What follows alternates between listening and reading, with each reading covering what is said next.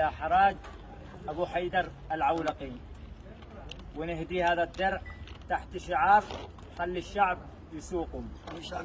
أيوه. يتشرف المنتدى الوطني للشباب بتقديم درع التميز للأخ الفاضل أبو حيدر العولقي الشهير بلقب محبوط العمل.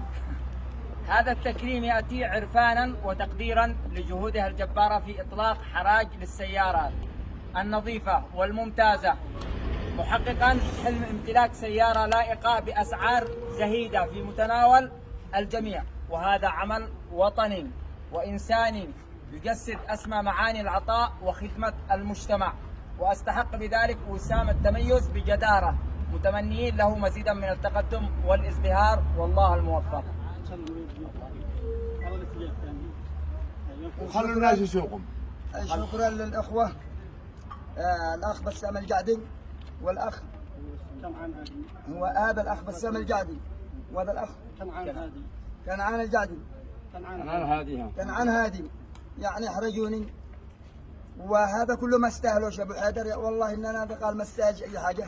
الله لكن بيض الله وجهكم وشكرا لكم، واشتي ما يعني كثر الهدايا وكثر الاهتمام ولا ده، يعني قد ربما يجي لي الشيطان ونغزغني ويقول قال مدري من انا، وانا اشتي اجي اطلب الله بعد هذا. انا ربكم الاعلى. فقال استغفر الله العظيم. يدفعك الى ان شاء الله من قال ما نزيد الا في خدمتكم ويعني اسعادكم. نحاول قدر الامكان ان نوفر للشعب بجميع المجالات، في المنظومات، في السيارات، في العلاجات، يعني في الاراضي، ما نشتي الا الخير للشعب اليمني كله.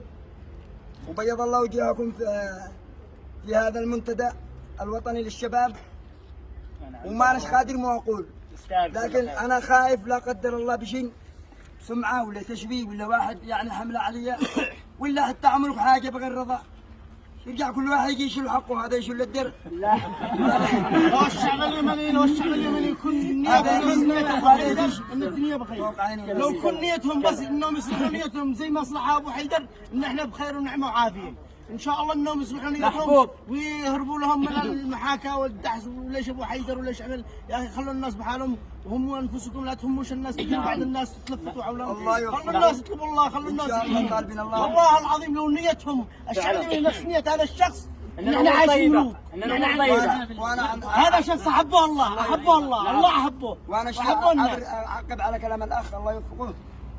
مش القضيه ان احنا ان شاء الله كسرنا الاسعار، واشكي ان اصحاب المعارض واصحاب الحراجات يفتحوا حراجات ويحذوا حذو ابو حيدر، والناس يشتروا من عندهم طبيعي، يشتروا لانه على المهندسين يفحصوهم ويجربوا على السماكره والسيارات نفس السيارات، ويشتروا من عند الطارف مش الا من عند ابو حيدر.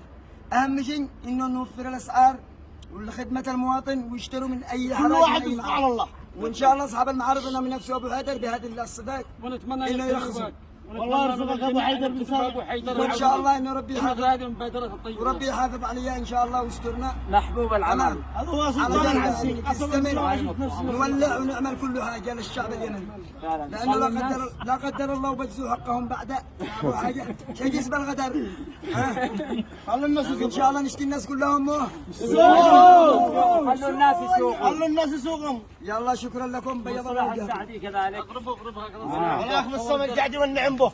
الله يسعدك. هذا الاخ بسام الجعدي ان شاء الله يعزمنا بالعرس حقه ان شاء الله. ان شاء الله عاد مطول قريب ان شاء الله. قريب ان شاء الله. يلا وخلوا الناس يسوقوا. طيب سلامتكم. يحبنا ابو حيدر لانه قلبه طيب والله.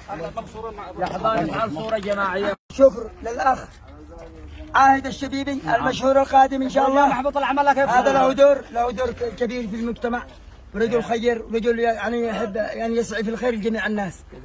وكذلك الاخ مصلح السعدي كنعان هادي والاخ بسام الجعدي وجميع الداعمين، جميع الاخوه الداعمين هم الاساس، الجمهور المغتربين. وكل هذا التكريم ما يعتبرش من الاخ بسام الجعدي والاخ كنعان هادي ولا من جميع الجمهور، هذا يعتبر من جمهور ابو حيدر. نعم من الجميع. لولا الله ثم انتم يا جمهور ابو حيدر فعلا والله ما حيدي له شربامه ولا حيقول منين. فعلا. لكن الحمد لله هذا كله تكريم ونتمنى من الجميع ان يكتبوا هذا التكريم انا اهدوه للجمهور حق ابو حيدر، هذا هديه لكم. ونعم بك. فتح عليك يا محمد العمل، خلى الناس يسوقون. سوقوا